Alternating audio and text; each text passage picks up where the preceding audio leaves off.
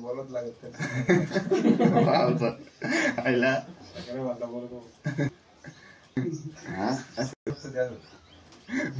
निवांत द्यात ना. बरं शांत बसायचं. चला आपण आता इथे DHCP सर्व्हर टाकणार आहे. मॅनेज मध्ये जा. हा रोल आहे DHCP सर्व्हर आहे. ऍड रोल्स अँड फीचर्स मध्ये जा. नेक्स्ट तुम्हाला दिसेल हा DHCP रोल आहे. जिथे डोमेन तिथे टाकू शकता. 112 तिथे टाकू शकतो. म्हणजे डोमेन बेस नेटवर्क मध्ये डोमेनचा क्लायंट पाहिजे. ऑब्वियसली तिथे DHCP टाकू शकता विंडोज सर्व्हर मध्ये. So I am going to install the DHCP server. Add the required features for that. Next again, and finally install. It is just a role configuration. Okay, and now complete the DHCP config. So click on that. ह्या procedure मध्ये काय होतं, तुमचे DHCP चे दोन group बनतात. DHCP ऍडमिनिस्ट्रेटर्स नावाचा group बनेल आणि DHCP युजर्स नावाचा ग्रुप बनेल या प्रोसेस मध्ये. आणि त्याचबरोबर या ठिकाणी DHCP सर्व्हर हा ऍक्टिव्ह डायरेक्टरी मध्ये काय होईल, ऑथराइज होईल.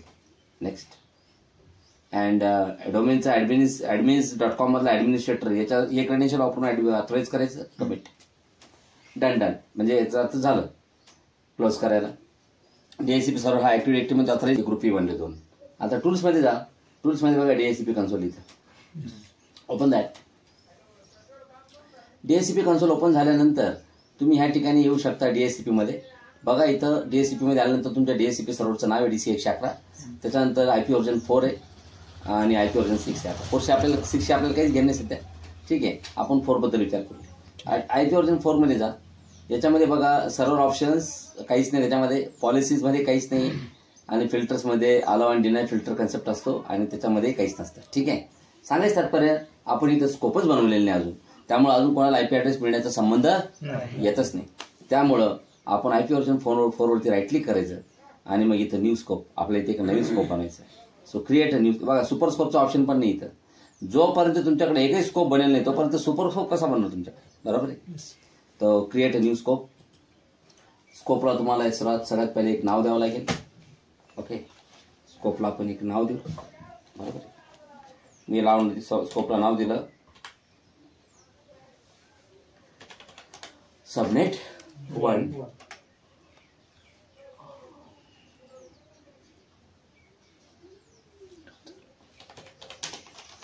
फॉर ऑल सगळ्यांसाठी हा स्कोप आहे. स्टार्ट IP आणि एंड IP. मी स्टार्ट IP दिला 192.168.1.1. तर 192.168.1.250 या 256 काय द्यायचं. ओके, लाईक सबनेट मास्क किती बिटचा आहे, 24 बिटचा सबनेट मास्क आहे. म्हणजे 24 बिटचा सबनेट मास्क म्हणजे 255.255.255.0 क्लास Cचा, बरोबर आहे. समजा तुम्ही जर 25 केलं बघा इथे 128 येईल. CC नंतर व्हायला तुमचं तुम्हाला कळेल. 26 केलं खाली 192 येईल. 27 केलं की 224, 28 केलं की 240, 29 केलं की 248 आणि 30 केलं की 252 आहे का. तर 24 राहू द्या, बरोबर आहे. Next add exclusions and delay. हे दे एक्सक्लुजन. मग तुम्ही हा रेंज ऑफ IP सुद्धा एक्सक्लूड करू शकता. रेंज ऑफ IP समजा मी जर म्हटलं मला IP ऍड्रेसची रेंज एक्सक्लूड करायची, मग 192.168.1.1 पासून ते 192.168.1.5 म्हणजे 1.5 पर्यंत मला IP ऍड्रेस एक्सक्लूड करायची ऍड. त्याचबरोबर आपल्या DHCP ही पूर्ण रेंज एक्सक्लूड केली आपण एक रेंज. त्याचबरोबर मला DHCP सर्व्हर जे मॅन्युअल IP तो पण एक्सक्लूड करायचा आहे. 192.168.1.111 एवढाच IP एक्सक्लूड करायचा ऍड करा. मग रेंज द्यायची नाही ना, बघा रेंज द्यायची असेल तरी स्टार्ट आणि एंड देऊ शकता. आणि एकच IP एक्सक्लूड करायचं, त्याचं नाव त्याचा IP टाईप करायचं आणि ते ऍड करायचं, बस झालं. दोन आपण एक्सक्लूड केले. लिस्ट ड्युरेशन मी तुम्हाला DHCP सर्व्हर हा लिस्ट बेसिसवरती IP ऍड्रेस देतो. Next configure DHCP options. Yes I want to DHCP options म्हणजे काय, राउटरचा IP, DNS सर्व्हरचा IP, विन सर्व्हरचा IP, आपल्याकडे राउटर तर नाही सध्या, त्यामुळे आपण देणार नाही. यस, कॉन्फिगर दिस ऑप्शन्स ना. मग ते म्हणतं राउटरचा आयपी द्या. तुमच्याकडे राउटर असेल कंपनीमध्ये तर राउटरचा आयपी आपल्याकडे नाही सध्या, नंतर ऍड करतात. असं काही इथं द्यायला पाहिजे. नेक्स्ट, सध्या राउटर नाही तर नका देऊ. राउटर ज्यावेळेस येईल त्यावेळेस तुम्ही पुढे म्हणजे या स्कोपमध्ये तुम्हाला मॉडिफाय करता येतं. मग ते म्हणतं तुमचा डीएनएस सर्व्हर 200 आहे का? नाही हो पाहुणे, काय 200? आमचं डीएनएस सर्व्हर आहे, त्याचं नाव आहे DC 111. तुम्ही जसे त्याला रिझॉल्व म्हणले ना, लाईक त्याचा आयपी ऍड्रेस येईल समोर पाहते. काय आयपी ऍड्रेस त्याचा? ऍड करा. विन सर्व्हर आहे तुमच्याकडे? नाही. विन्स पण नाही ना आपल्याकडे. विन्स चॅप्टर घेईल नाही आपण अजून. कसं विन्स ऍक्टिवेट करायचं का स्कोप? ध्यानात ठेवा, scope must be activated in order to provide IP addresses. जोपर्यंत स्कोप ऍक्टिवेट होत नाही तोपर्यंत तो कोणाला आयपी ऍड्रेस त्यातून वाटला जाणार. तुम्ही जर म्हणले ना नो, आता जर म्हणले या सगळे ऍक्टिवेट होऊन जाईल. नो जर म्हणले ना तुम्ही बघा काय होईल. हे बघा इथं डाऊन एरोला आला की नाही? डाऊन एरो स्कोपच्या खाली रेड कलरचा डाऊन एरो नाही तर बघा हे काही इन्फॉर्मेशन मार्क आलं.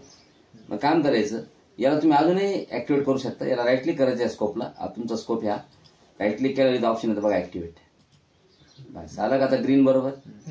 याचा अर्थ आता स्कोप ऍक्टिवेट झाला. तुम्ही बघा ज्यावेळेस तुम्ही आपण हा स्कोप बनवला आता, या स्कोपमध्ये याला एक्सपांड जर केलं तुम्ही स्कोपला, त्याच्यामध्ये तुम्ही बघू शकता या स्कोपमध्ये ऑप्शन आला आहे जसं ऍड्रेस पूल, ऍड्रेस लिजेस, रिझर्वेशन, स्कोप ऑप्शन.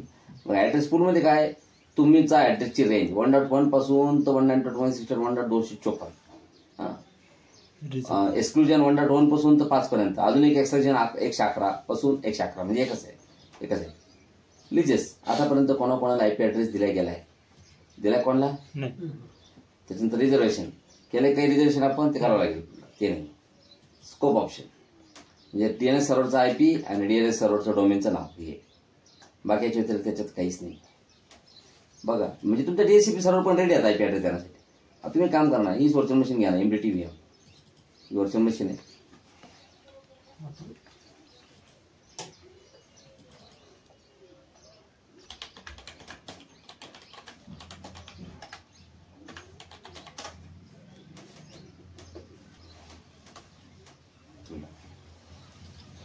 मी नेटवर्कचं प्रॉपर्टी घेऊन जातो. मग याला मॅन्युअल आयपी असल्यामुळं तो हा थोडी ना DSCP कडनं आयपी घेणार आहे. हो, याला मॅन्युअल आयपी आहे. मग तुम्ही इथं प्रॉपर्टीजमध्ये जा. याच्या प्रॉपर्टीजमध्ये गेल्यानंतर आयपी व्हर्जन 4 आहे. हा इथला मॅन्युअल आयपी ऍड्रेस काढून टाका. सगळं मॅन्युअल काढून टाका.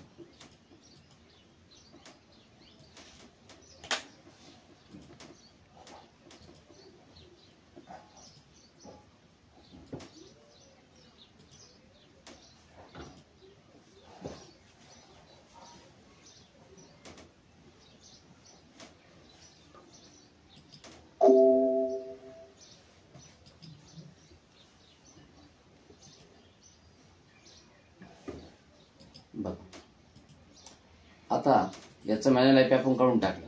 तुम्ही बघू शकता या ठिकाणी त्याला आयपी पण नाही. आता मॅन्युअल प्रॉपर्टीजमध्ये गेली, हे आयपी व्हर्जन 4 आहे की आयपी, पण आता आयपी आला मिळाला. आता कोणता आयपी मला ते बघायचं असेल 2 पद्धती, ग्राफिकली पाहता येतं आणि कमांड लाईन पाहता येतं. मोस्टली कमांड लाईन वापरायचं. कमांड प्रॉम्प्टवरती जा आणि इथं कमांड द्यायची तुम्हाला IP config /all. IP config all म्हणजे काय, डिटेल्समध्ये आयपी कॉन्फिगरेशन दाखव. बघा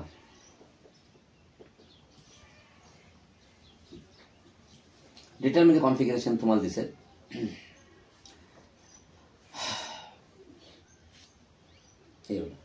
फिजिकल म्हणजे मॅक ऍड्रेस. हां तुमचा बघा आयपी ऍड्रेस होता, आयपी व्हर्जन 4 ऍड्रेस. काय आयपी ऍड्रेस पाहून घ्या बरं, 192.168.1.6.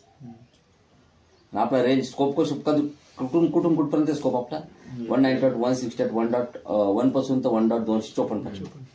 मग इन 1.1 का नाही दिलेला, कारण की तो एक्सक्लूड केला. आपण काय करले 1.1 पासून तर 1.5 पर्यंत बरोबर 6 मिळाला. 5 पर्यंत एक्सक्लूड आहे ना, बरोबर 6 मिळाला. पहिला आयपी 6 मिळाला. लीज ऑप्टेन सबनेट मास तुम्हाला माहिती आहे. लीज ऑप्टेन लीज कधी मिळाली, लीज ही मिळाली तुम्हाला 17 जानेवारी 2025 10:34 आणि लीज एक्सपायर कधी होणार आहे ही 25 जानेवारी, बरोबर 8 दिवस होता बघा, 17 ते 25. 25 जानेवारी 2025 10:34 आणि बिलकुल तेवढेच सेकंद 40 सेकंद. लिस्ट काय होणार आहे? एक्सपायर. डिफॉल्ट गेटवे नाही. ह्या जो दिसतो तुम्हाला हा लिंक लोकल आयपी डीएससीपी सर्व्हरचा आयपी काय आहे? 111. डीएनएस सर्व्हर आहे? हो बिलकुल आहे. त्याचा आयपी ऍड्रेस 111.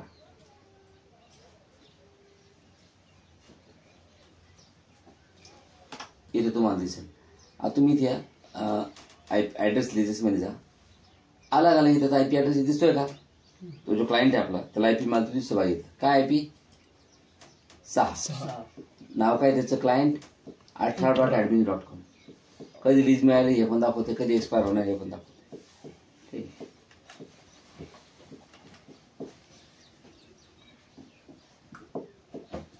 तर अशी तुम्ही आता किती, आता बघा हे डोमेनचं क्लायंट आहे, पण आता हे समोरचं मशीन डोमेनचं क्लायंट नाही. टेस्ट 8.1 हे चालू करा. हा डोमेनचा क्लायंट नसतं तरी याला आयपी. हे बघा हे सिस्टीम स्टँड ऑन आहे, डोमेनचं क्लायंट नाही. सारा कॅप यूज होते लोकल ऍडमिन.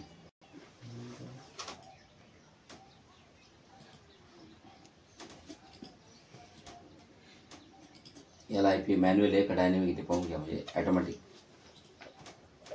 असं वाटतंय याला आयपी ऍड्रेस नाही मॅन्युअली आहे. मॅन्युअल आयपी आहे. मॅन्युअल आयपी म्हणजे त्याला आयपी मिळालं. आयपी याला आधीच भेटला असेल. नाही आयपी त्याला मॅन्युअल नाही ना. चालू त्याने घेतला ना आता भेटला असेल. भेटला तर पण दिला आपल्या डीएससीपी सर्व्हर. याला डबल क्लिक करा तुम्ही. तुम्हाला डीएससीपी दिलेला आयपी बघायचं असेल तर 2 पद्धती. एक तुम्ही कमांड लाईन बघितलं आयपी कॉम्पी कमांड/ऑल, आणि एक नेटवर्क कनेक्शन आहे इथं. इथे डबल क्लिक करा आणि इथं ऑप्शन बघा डिटेल्स. काय ऑप्शन आहे? डिटेल्स. इथं तुम्हाला पाहते 7 दिला सर. बघा आयपी ऍड्रेस जे कोणता मिळाला? 7 म्हणजे नेक्स्ट अवेलेबल. 6 झाल्यानंतर कोणता राहील? 7. 7 मिळाला. 17 जानेवारी 2025 ला 10:34 मिळाली लीज, आणि बरोबर 25 जानेवारीला ही लीज संपणार आहे. डीएससीपी सर्व्हरचा आयपी काय आहे, डीएनएस सर्व्हरचा आयपी काय आहे तुम्हाला स्पष्ट दिसतंय.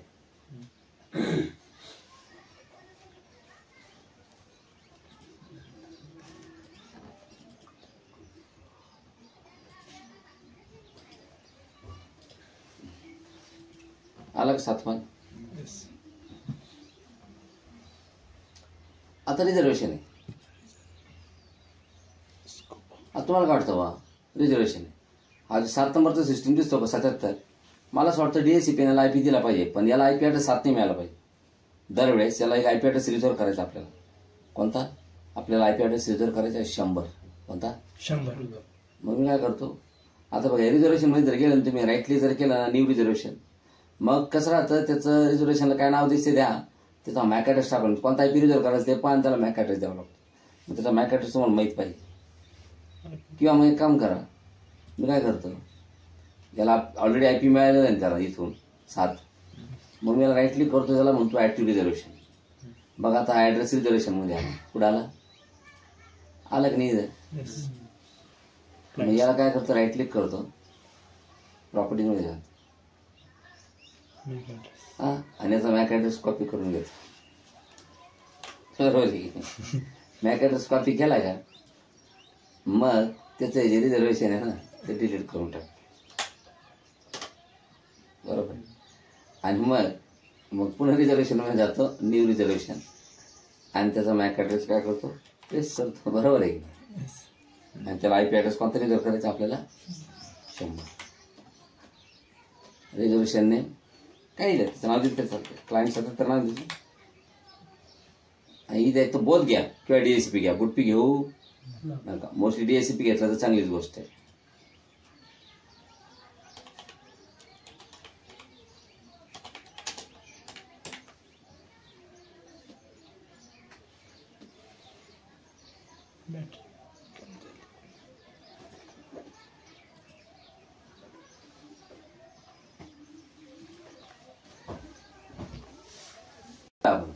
पण तुम्ही बघितलं असं त्या क्लायंट मध्ये त्या सिस्टीमवर जर गेले तुम्ही, आता इथे या काय बी दाखवतो पायाचा आयपी काय दाखवतो? 7 का दाखवतो तो? कारण की त्याला 7 आयपी ऍड्रेस आहे ऑलरेडी. आणि तो आता तुम्हाला एक समोर 2 पर्याय. आता तुम्ही ज्यावेळेस रिस्टार्ट करशाल का, रिस्टार्ट केल्यानंतर तो ऑटोमॅटिक कोणता आयपी गेला आता? 100.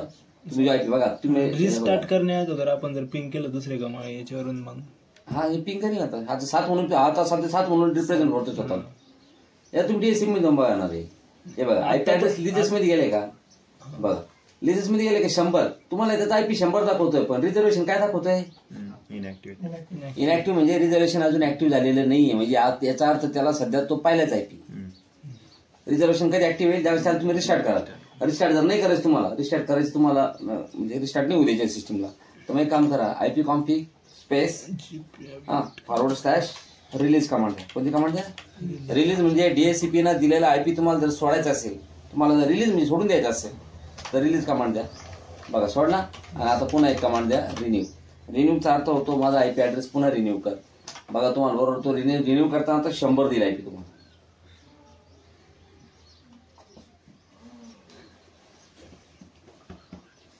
काय त्याला 180 चुकला ना साहेब त्याला IP दिला वायफाय राउटर ना नाही आज काय झालं पहिले कॉन्टॅक्ट केला त्याला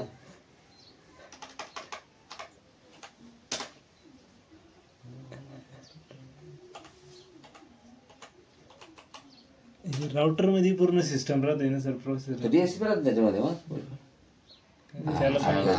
आता पहिले हे त्यांचा पहिले जरा कॉन्टॅक्ट झाला का त्याला पहिले जरा कॉन्टॅक्ट झाला पहिले तर समज आता झाला बघा 100 आला आणि एवढं तुम्ही बघू शकता आता रिझर्वेशन झालं का ऍक्टिव्ह बरोबर रिफ्रेश क्लायंट्स येतात आता IP ऍड्रेस काय 100